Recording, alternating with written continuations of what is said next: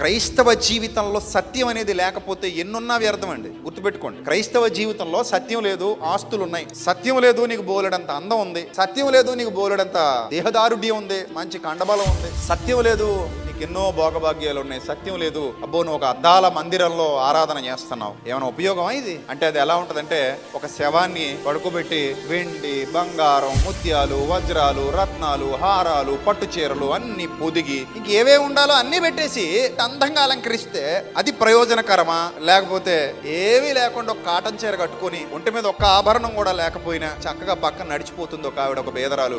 ఈవిడ మేలా అంటే ఈవిడే మేలు. శవానికి అన్నుండి దానికి ఏ ప్రయోజనం లేదు.